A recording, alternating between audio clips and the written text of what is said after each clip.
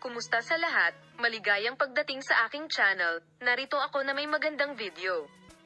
Ang punto kung saan umalis si Gökberk Demirci sa seremonya nang makita niya si Özge sa seremonya ng parangal, ang lahat ng mga detalye ay nasa aming video.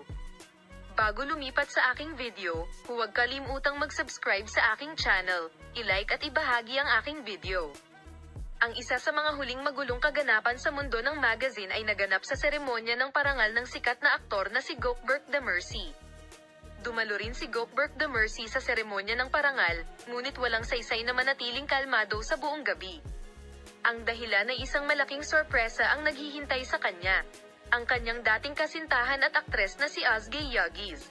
Gayunpaman, ang seremonya ng parangal na ito ay nagulat sa lahat nang ang mga matandang magkasintahan ay nagtagpo at nakaharap sa pulong na ito kasama si Gökberk Demirci.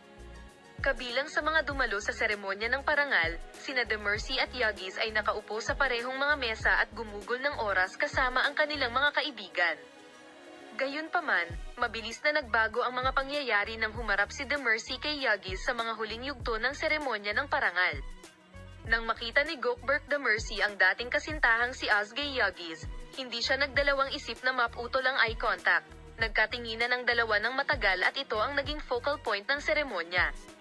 Nang maglaon, nang umakyat siya sa entablado sa palabas ni Demirci, sinuportahan siya ni Yağız sa pamamagitan ng pagpalakpak. Ang biglaang paglapit na ito ay ikinagulat ng mga tao doon at mas naging interesante ang pangyayari.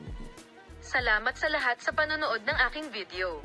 Paalam, makita ka sa mga bagong video.